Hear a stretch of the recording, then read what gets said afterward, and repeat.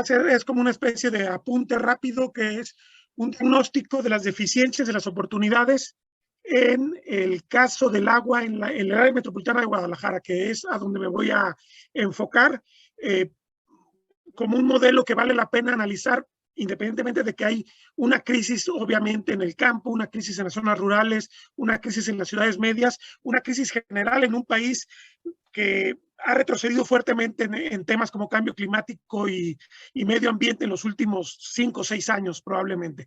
Pero bueno, ya habrá tiempo de platicar eso. Rápidamente voy a la presentación.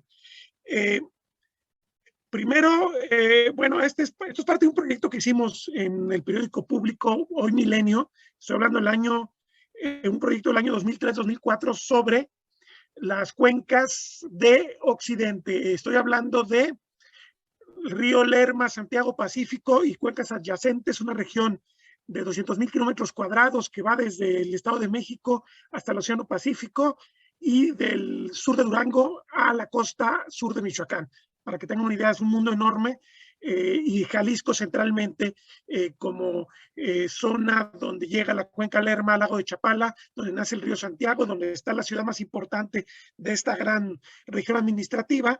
Y lo que intentamos en ese proyecto fue ser muy didácticos respecto al tema del agua, aprovechando en 2003 fue el año del agua dulce.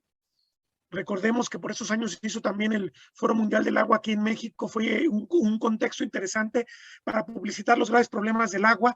Y bueno, un par de gráficos que no se van a ver mucho, que están publicados en las memorias del diario hace ya casi 20 años, y que habla de cómo funcionan los ciclos del agua, cómo funciona el ciclo del agua, las partes altas, las partes bajas, donde se recarga, la importancia de los bosques, la importancia de las zonas de recarga, cómo nacen los manantiales, los ríos, brota el agua superficial, hacia dónde va, a los ríos, a los arroyos, al mar, el agua que se queda abajo, que es un agua muy valiosa e importante para la historia de las ciudades, y cómo prosperan diversos ecosistemas, diversos organismos vivos, pero sin duda, un dato fundamental: sin agua no pueden prosperar las culturas, las civilizaciones humanas, y por eso es importante el equilibrio entre la naturaleza y el ser humano. Y aquí en los conflictos por el agua, que era el periodismo, y a final de cuentas es a lo que me he dedicado 33 años, enfatiza en el conflicto. Si no hubiera conflicto, no sería necesario que hubiera periodismo. El periodismo revela las cosas que están mal, las cosas que están mal enfocadas, las políticas públicas que quizás por pocos recursos o muchos recursos están pervertidas y no están afectando, no están mejorando, o tal vez estén empeorando las cosas.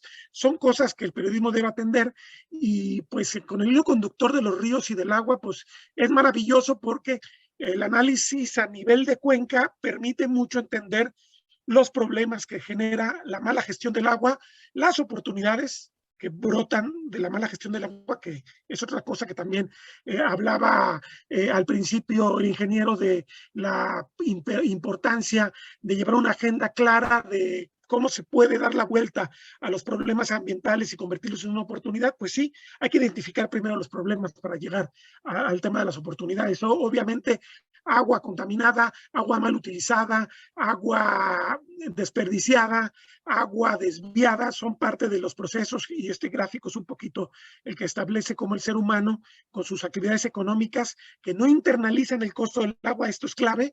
El agua, el costo ambiental debe ser internalizado para que podamos hablar de economías, como ahora se utilizan muchos términos: economía sostenible, economía circular, muchas cosas que técnicamente se utilizan para tratar de enfatizar en la importancia de que el costo verdadero que tiene el efecto ambiental debe estar internalizado en los proyectos, para que hablemos de proyectos sostenibles.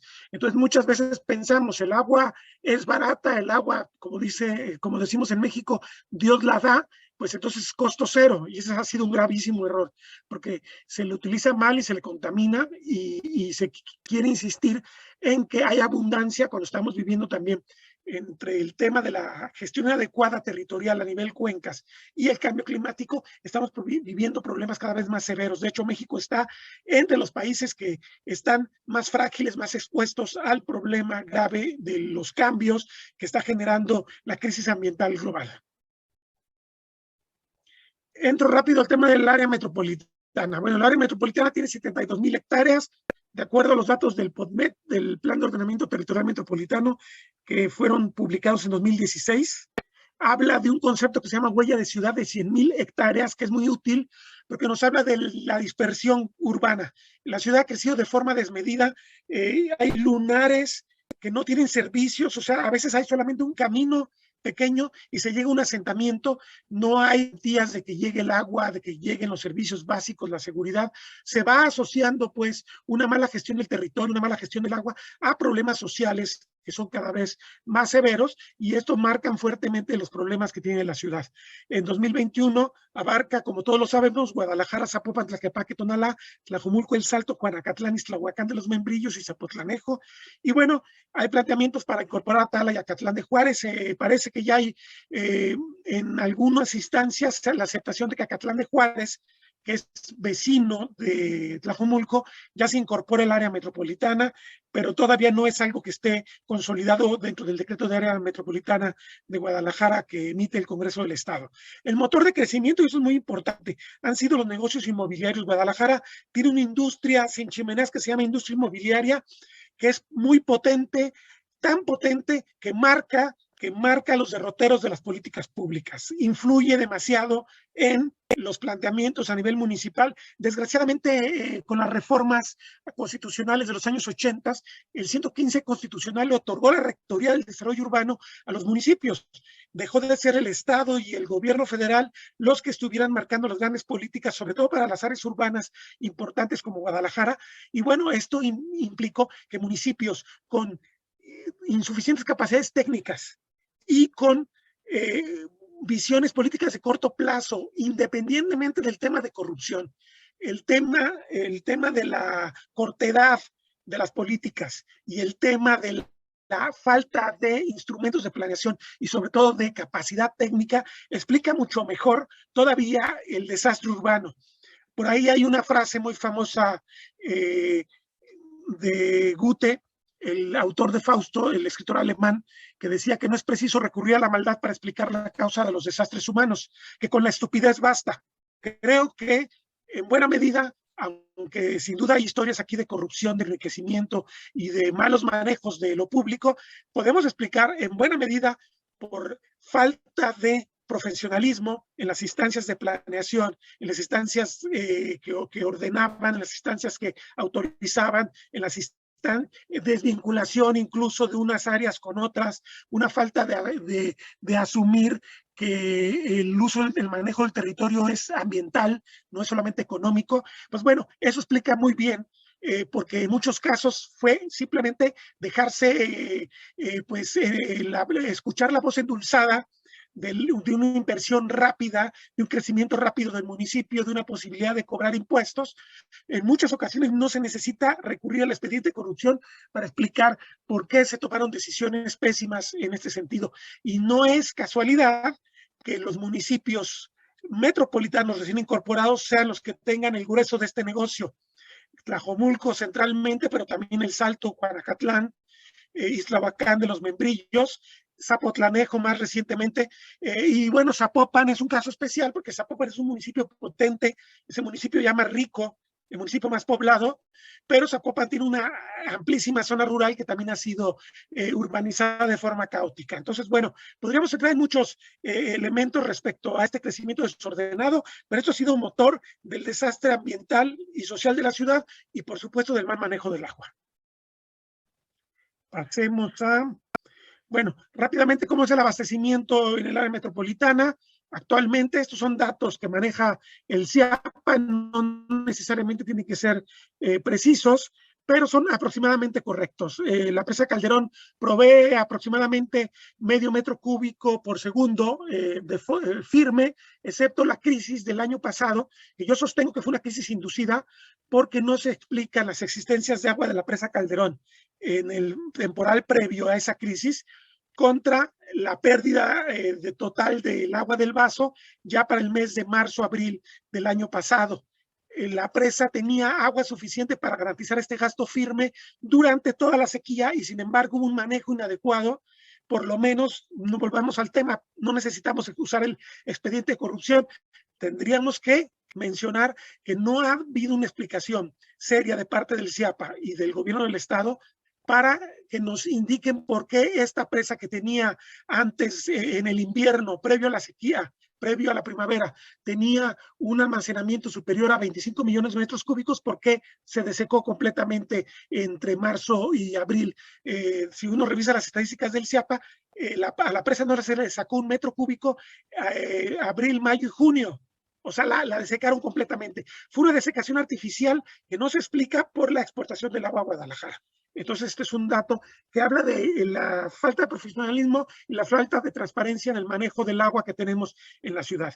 Tenemos la presa Calderón, tenemos obviamente el sistema de pozos que nos provee aproximadamente de 3 metros cúbicos por segundo. Es un sistema que en la historia de Guadalajara ha sido el más importante. Guadalajara hasta el año 1955-56, que cuando se incorpora Chapala, vivió del agua subterránea. Todavía está recibiendo, como podemos ver, alrededor de 30%, pero es un sistema que está en crisis porque volvemos al asunto de la falta de profesionalismo. No ligamos la crisis ambiental, el mal manejo del territorio, con el abatimiento progresivo de esta agua subterránea que tiene la ciudad. Justamente el poniente de la ciudad, el Valle de Tezistán particularmente, la zona de alta recarga de la Primavera, el Bajío, todo ese arco que se conforma entre, pues al norte sería Río Blanco, al sur el parteaguas entre las cuencas de Atemajac y Toluquilla.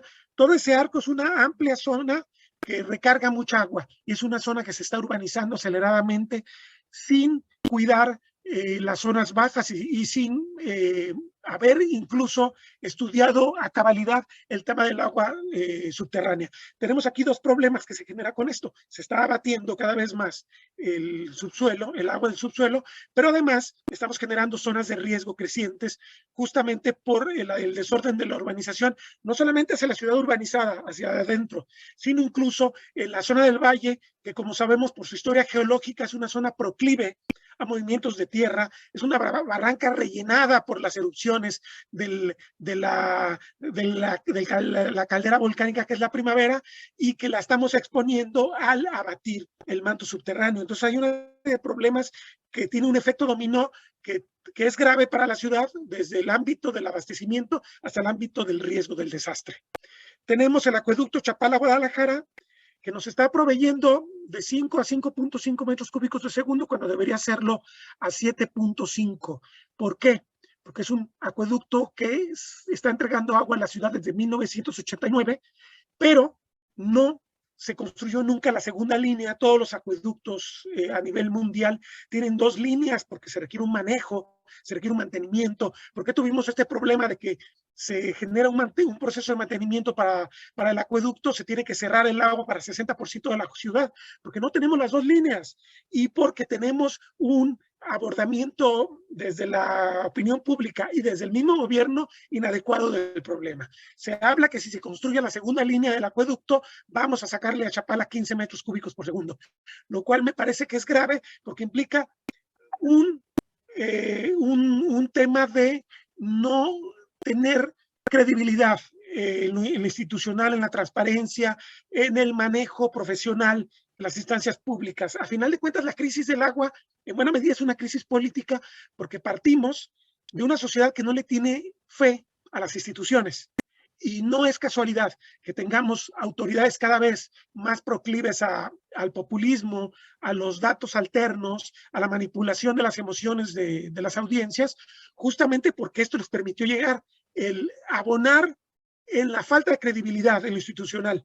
Y hay una gran responsabilidad de las propias instituciones en no haberse instituidos cada vez en instituciones más serias, más sólidas, más confiables, que nos pudieran transmitir el mensaje claro de que al pagar una cuota, al pagar una tarifa, estamos garantizando un sistema sano que nos dé agua de primera calidad, agua, por ejemplo, para abrir la llave y beberla de ahí, que es un problema serio. Prácticamente lo mismo que le damos al CIAPA por año, le estamos dando a los que venden agua de garrafón.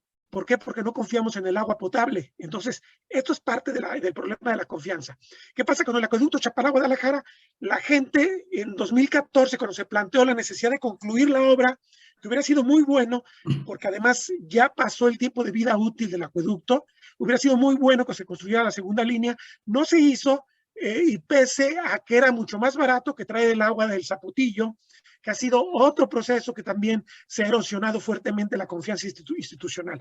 Tenemos entonces en el acueducto Chapala-Guadalajara un problema serio de que en cualquier momento puede haber, hay datos técnicos serios, puede haber un colapso, sencillamente porque la vida útil del acueducto ya pasó. Entonces, bueno, Agustín, sí, adelante, Josué. Perdón por la interrupción. Me comentan si pudieras ampliar la presentación un poquito, o sea, ponerla en modo presentación para que pudiera estar más visible para... ¿Cómo le haré? ¿Tienen idea ustedes de cómo se amplía?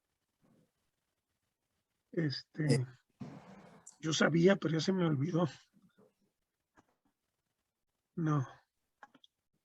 Hay una cosa. Sí, creo que ya la saqué, ¿verdad? Salí, ¿verdad? Sí, se alcanza a ver, nada más que como que se redujo un poquito el tamaño de la pantalla. A ver, ¿qué pasó aquí? A ver. Entonces les voy a dejar la presentación. A ver, ¿dónde? En formato, en diapositiva. Ah, no, aquí en presentación. A ver, voy a poner, a ver si en iniciar presentación. ¿Cambió algo? Aún no. ¿Se ve mejor? Ya, ahora sí ya se ve totalmente, ya muy amplio. Ah, qué bueno. Ok. Gracias, Agustín. Bueno, rapidísimo, entonces me tengo que ir rápido porque si no me voy a comer el tiempo y no va a tener tiempo de preguntar. Entonces, bueno, tenemos entonces el problema de que el acueducto no da más de 5.5 metros cúbicos y necesitamos usar la vieja ruta del 55 que viene desde Ocotlán y que tiene graves problemas porque su mantenimiento ha sido menor, pero además pues es una obra vieja, es una obra que va al aire libre, que tiene que compartir agua con la zona de riego que está en Atequiza y que genera una altísima evaporación.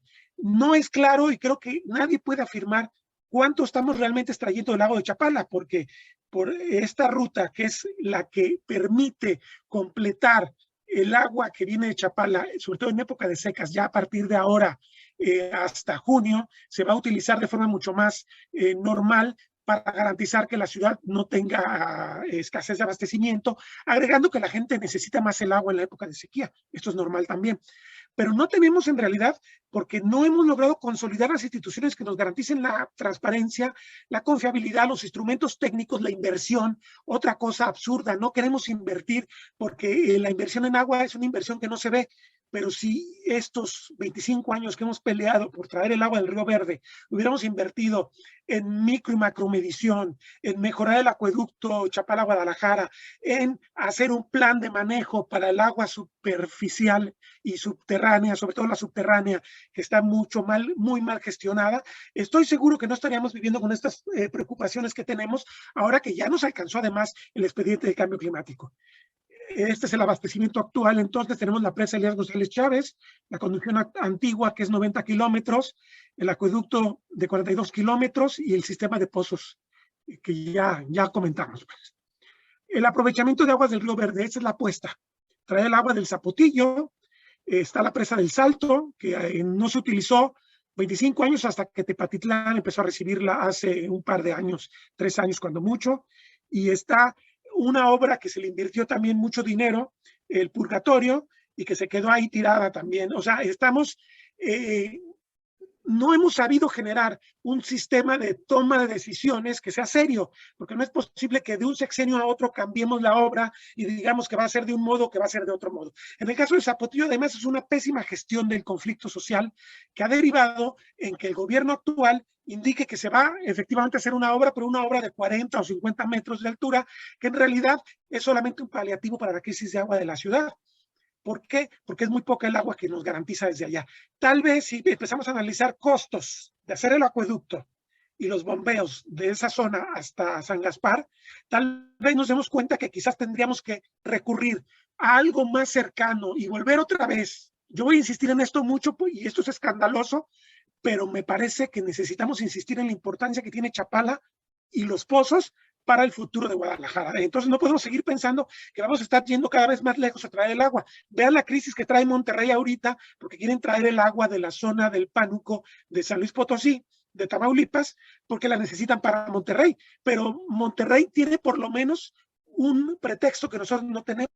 Monterrey está en medio del desierto, nosotros no. Nosotros tenemos el privilegio de tener un lago a 40 kilómetros, el mayor lago del país. Tenemos el privilegio de tener una zona de alta recarga, un bosque como la Primavera.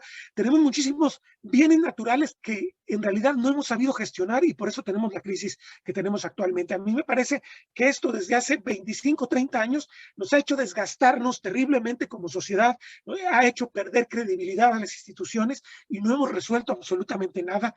El único resultado tangible de los proyectos de Los Altos hacia Guadalajara es la presa Calderón. Y ya ven lo que nos pasó hace un año. Datos generales de lo que tenemos en Guadalajara. Tenemos 1.239.000 usuarios a comienzos del 2022. Estos datos los extraigo yo del informe que emite anualmente el CIAPA. El último lo emitió en diciembre del año pasado. 542 kilómetros de colectores mixtos, 7.600 kilómetros de redes de alcantarillado mixto, 16.000 bocas de tormenta, 120.000 pozos pozos de vista, que son la red de drenaje de desalojo de las aguas residuales. Ay Dios. 317.9 millones de metros cúbicos es lo que informa el CIAPA que produjo de agua en 2021, de los que 230 millones de metros cúbicos se entregan a los diferentes usuarios. Tenemos una diferencia de 30% entre el agua que se produce y la que...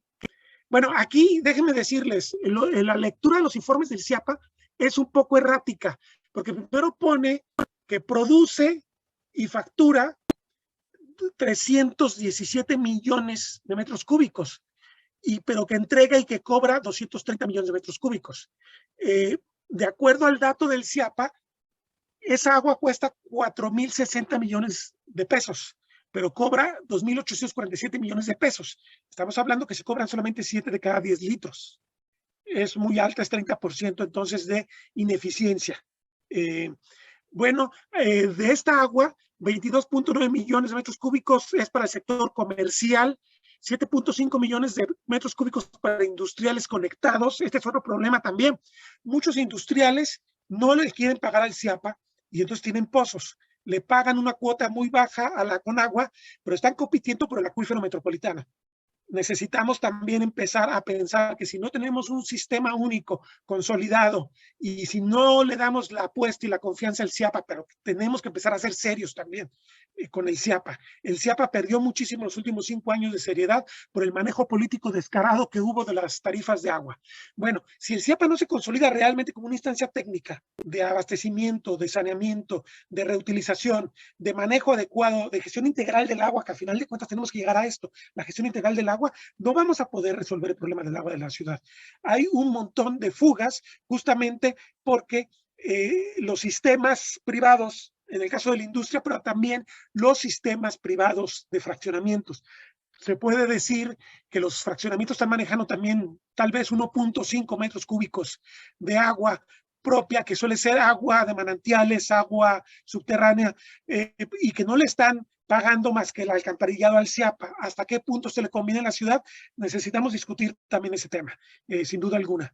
Y bueno, ¿cuál es el costo del CIAPA? Es muy fácil. Veamos lo que dice el presupuesto de egresos, lo que gasta el CIAPA en cosas como nómina, mantenimiento de infraestructura, electricidad, potabilización, gestión de trámites y cobros, pago de deuda, todo lo que cuesta el CIAPA anualmente, de acuerdo al presupuesto 2022, es de 5.035 millones de pesos. Pero resulta que solamente cobró en 2021 4.057 millones de pesos. Normalmente trabaja con déficit. Esto significa, si lo aplicamos a la tarifa actual, que se cobraron en el año pasado 12.80 pesos por metro cúbico y que el costo es de 15.89 pesos por metro cúbico. Ahora, aquí sí es importante enfatizar, ¿por qué se rezagó o por qué sigue rezagado el cobro de agua a precio real? En 2015-16 hubo un proceso electoral en el cual hubo cambio de gobierno, llegaron los gobiernos actuales, o más bien las mayorías actuales, lo digo con todos sus nombres, el PRI perdió, ganó Partido Movimiento Ciudadano.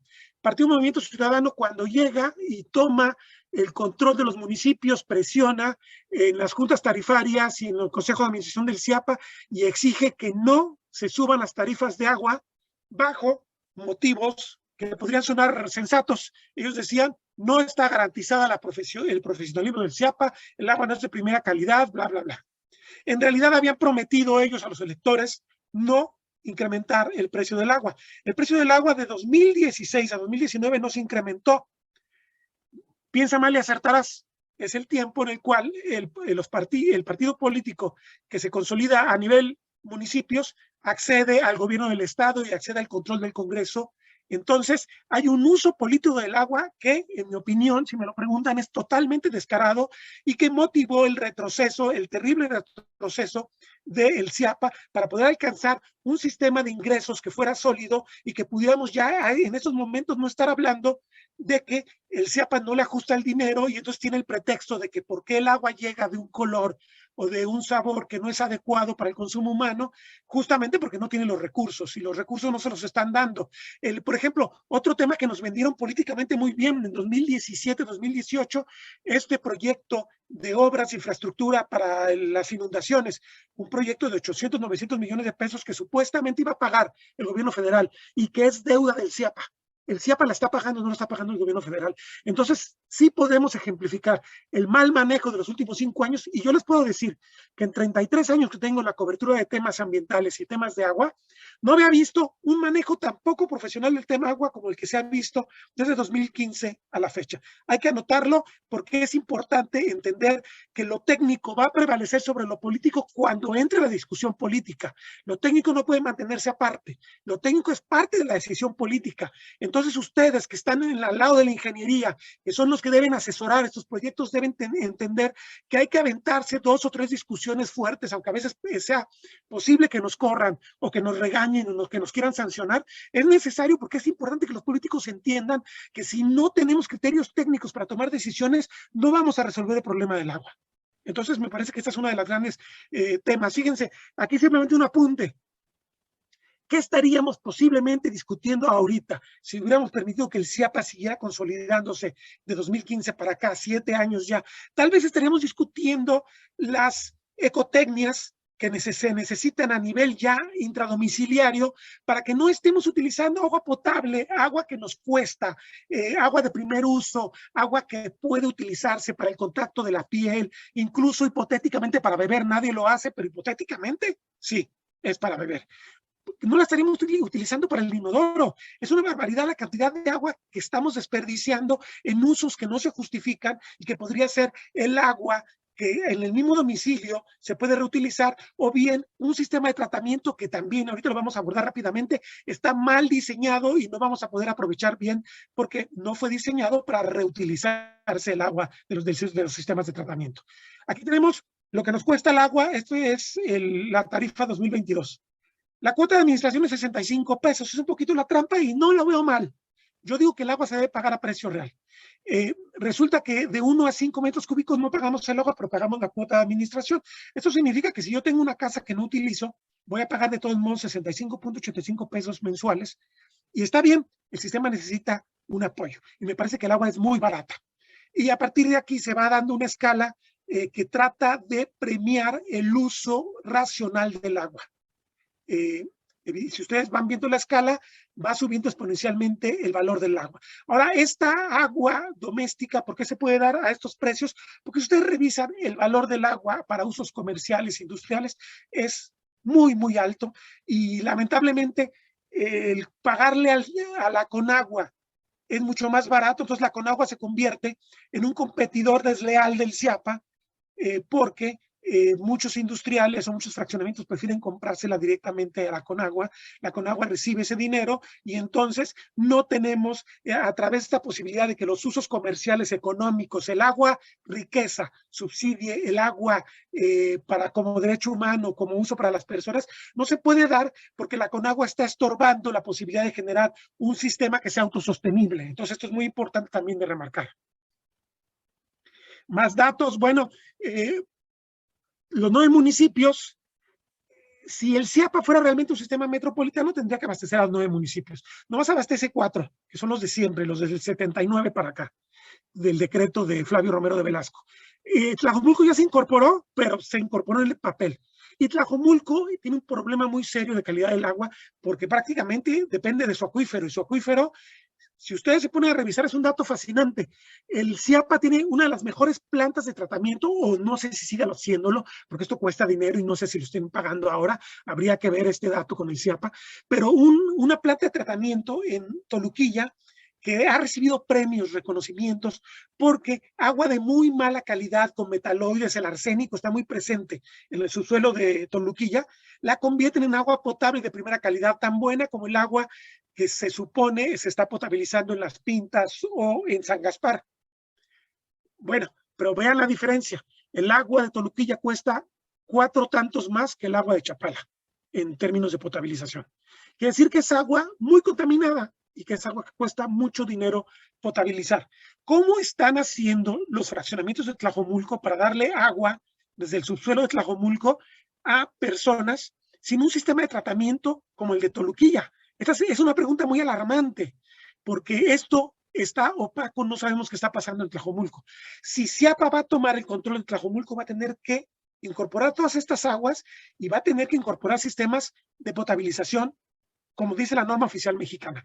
Yo me pregunto si pudieran pasar el examen de la norma oficial mexicana, las aguas que están recibiendo 600,000 personas que viven en Tlajomulco, y agreguemos otros fraccionamientos del Salto de Ixtlahuacán que están también en este corredor, incluso sur de Zapopan. Zapopan, como yo les decía, es muy singular, aunque está en el CIAPA, la zona rural de Zapopan tiene muchos sistemas también que son simplemente artesanales, es el pozo del pueblo, es el pozo profundo que abastece al fraccionamiento, y no tenemos tampoco ahí la garantía. Entonces ahí tenemos un tema de salud pública y ambiental muy importante que tendrá que resolver el CIAPA para poder incorporar a Tlajomulco, lo cual es un desafío impresionante. Las zonas de recarga, de alta recarga del acuífero metropolitano, eso lo vamos a ver en un plano. Se están deteriorando y el problema de las inundaciones, que hasta el último dato que yo recabé el año 2020, resolver los sitios de inundación, que son más de 300 en el área metropolitana, costaba 20,000 millones de pesos, hablando de el Valle de Atemajac, Tezistán, y el Valle de Toluquilla o la Cuenca de la Misericordia, el Valle de Misericordia o el Valle de Toluquilla o el Ahogado, que sería la cuenca del sur de la ciudad. Otro de los temas que es muy importante y que José trajo a colación ahora que el CIAPA cortó a 60% de la ciudad sin avisar nuevamente, el tema vuelve a ser político. La mitad del tema de la gestión pública pasa por la comunicación.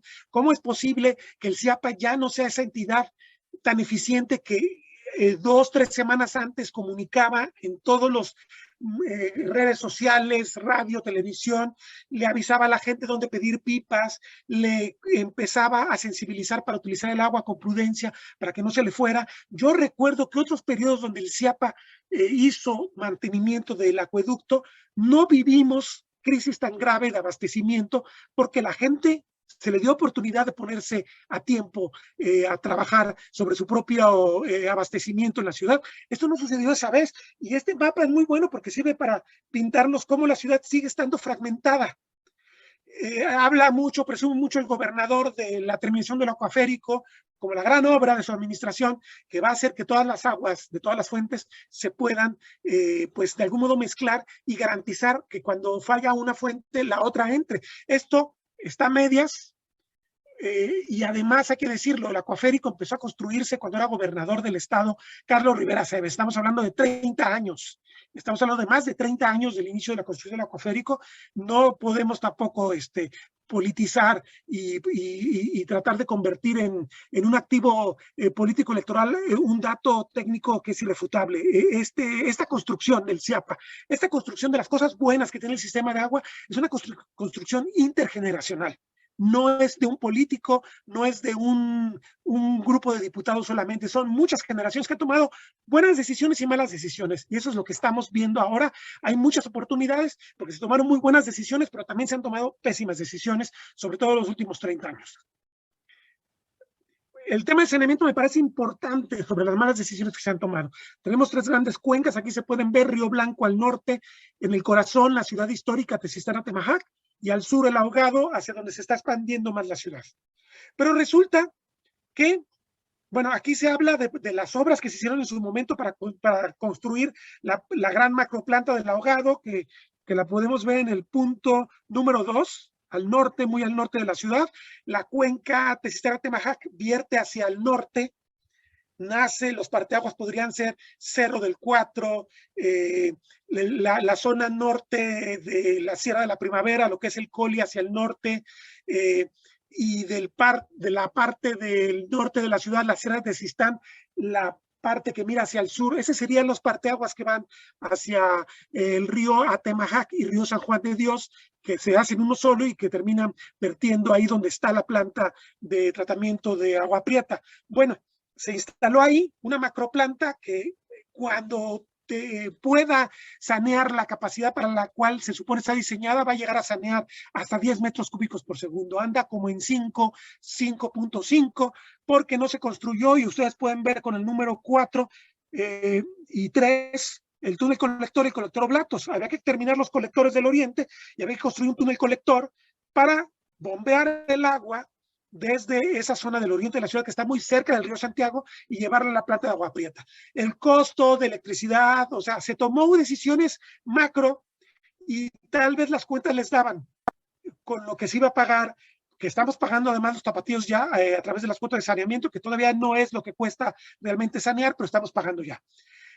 Pero y bueno, tenemos al sur, esto en el pero ahorita voy a entrar. El Ahogado se construyó una planta que además es una planta muy especial porque da un tratamiento mucho más allá de lo primario y es un agua de calidad para su reutilización.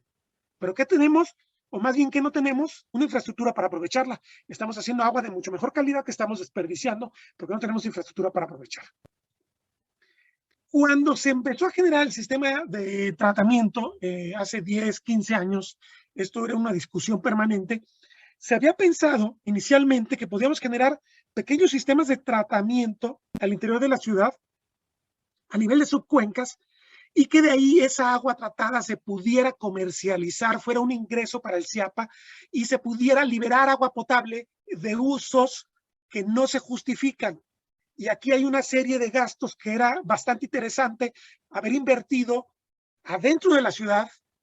Tenemos que mentalizarnos también, así como no queremos tener la basura en nuestra casa y queremos que se la lleve desde la puerta de la casa el que recoge la basura, no queremos agua contaminada tampoco en la esquina porque huele mal.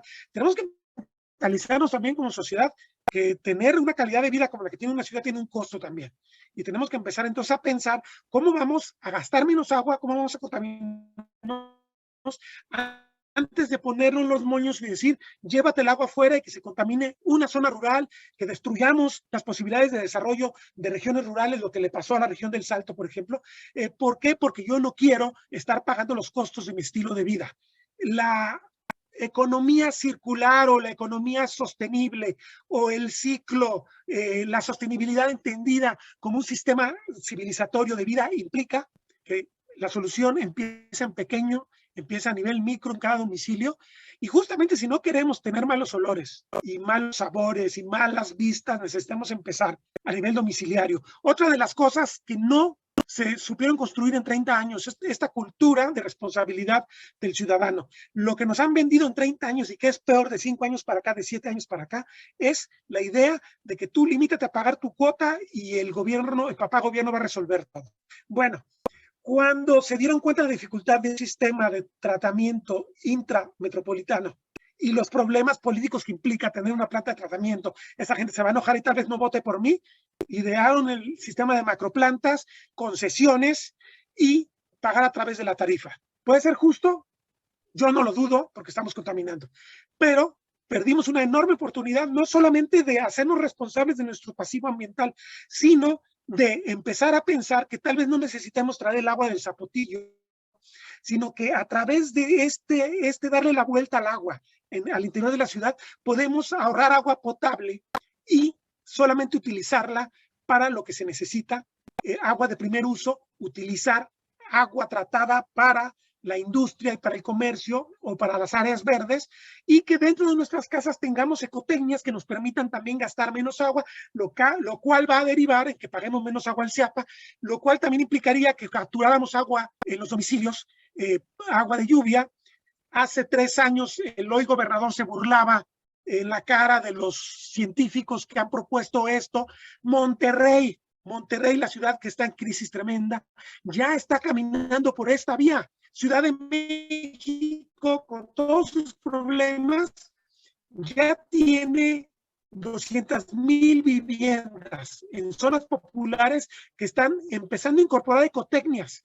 Y ahora sí, Guadalajara, científicos, y está ya incorporando proyectos piloto para que el agua de lluvia se pueda reutilizar, se pueda recargar, se pueda utilizar en los domicilios o se pueda ir al manto subterráneo.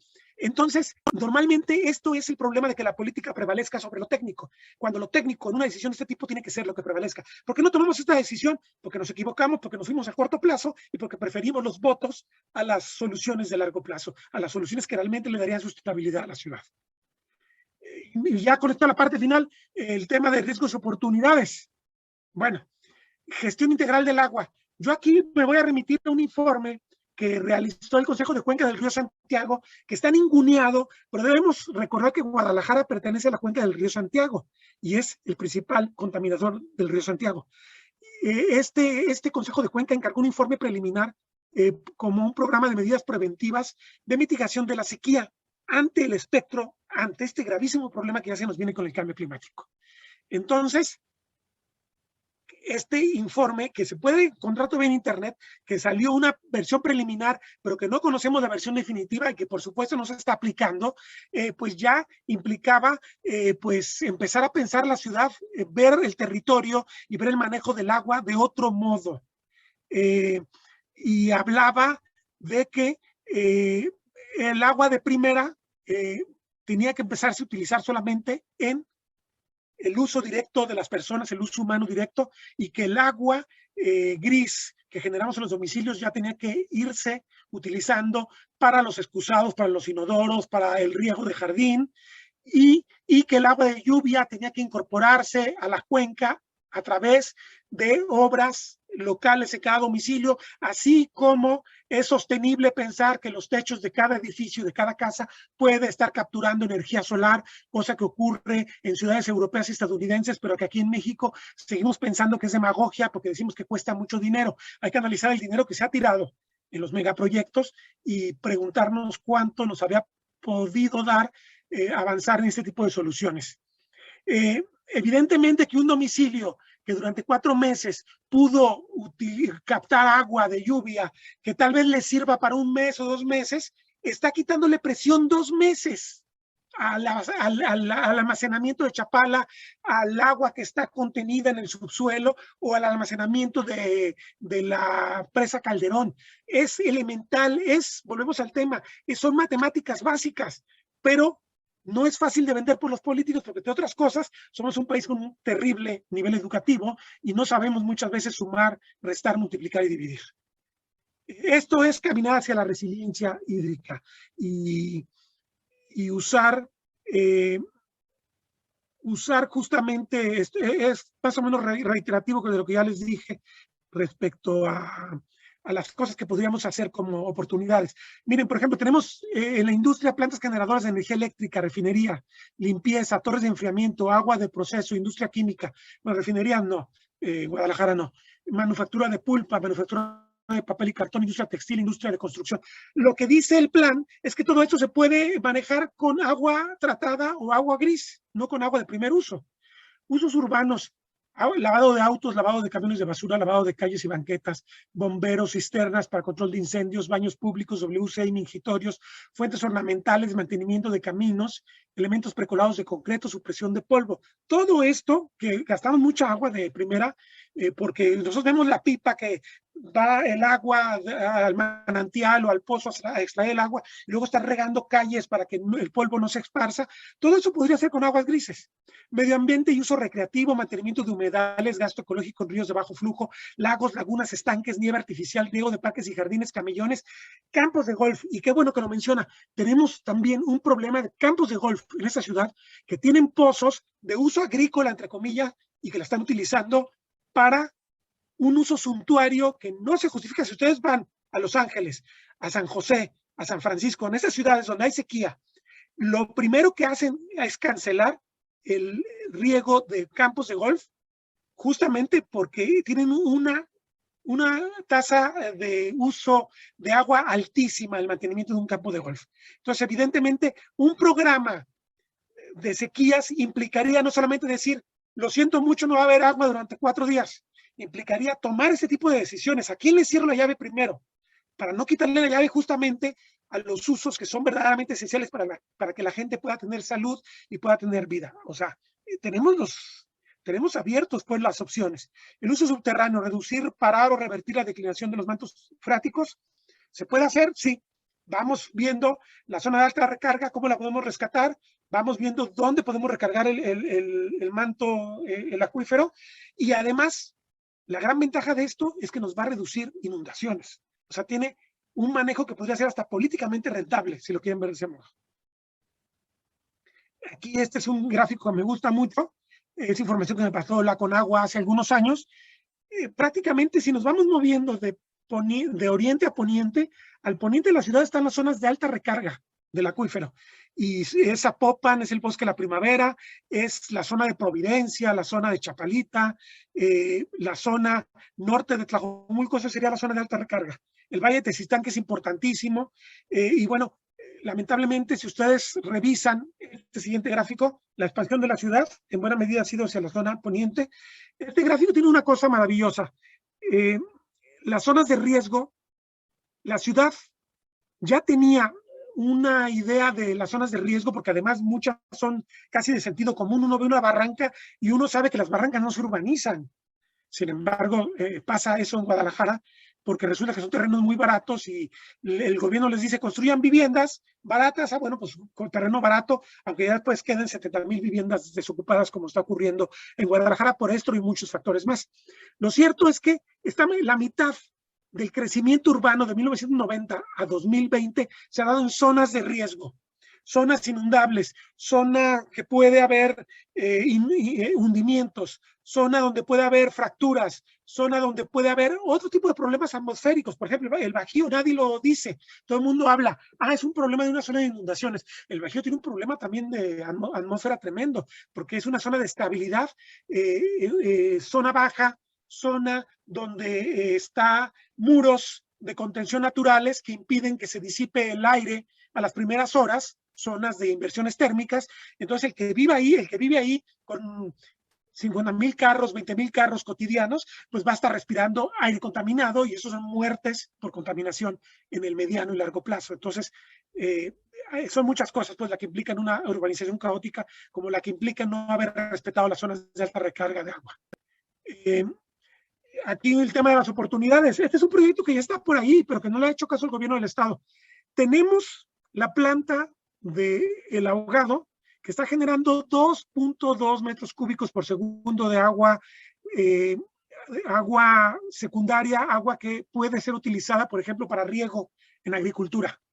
Esta agua se está vertiendo y contaminando porque se va al canal del Ahogado, a la zona de la presa, donde se mezcla con agua no tratada que viene de la misma ciudad, porque todavía no existe la capacidad en la presa del Ahogado, en la planta, perdón, para tratar toda el agua que viene del sur de la ciudad. Entonces se mezcla con agua cruda y se desperdicia una gran cantidad de dinero. Y hablo nomás de agua cruda municipal, no hablemos del agua de las industrias, que es también otro tema que está opacado intencionalmente para que no sepamos qué está pasando realmente con el agua industrial. Pero lo cierto es que esta agua que vale dinero, que estamos pagando nuestras cuotas, el mantenimiento, la concesión de la planta del ahogado, con un canal se podría mandar al canal de riego Zapotlanejo hacia la zona de Atequiza, y que Atequiza dejara de utilizar el agua de Chapala que viene por el canal, la cual se liberaría, estamos hablando de 1.1 metros cúbicos por segundo, 1.100 litros, para que se den una idea, la expectativa realista de agua del Zapotillo a 40 metros podría andar en 2 o 3 cuando mucho. Aquí ya recuperaríamos más de 1. Recuperaríamos, si recuperamos el sistema de Chapala, recuperamos otros 2 y ya tenemos los 3 metros cúbicos que queremos traer del Zapotillo y a un costo mucho menor.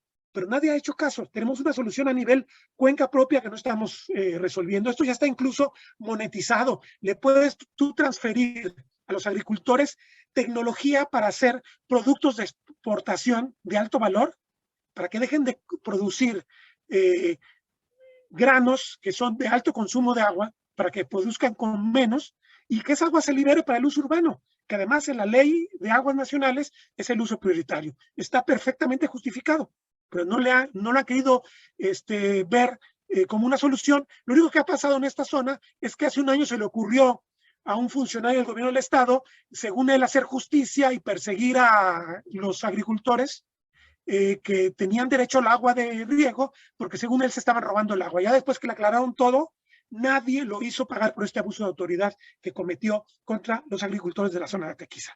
Eso es, lamentablemente. Bueno, con esto termino. Creo que un poco larga, pero espero haber abierto el apetito y haber generado inquietudes respecto a los problemas. Es inagotable el asunto, pero bueno, afortunadamente es inagotable porque eso les garantiza chamba a todos ustedes para mucho tiempo.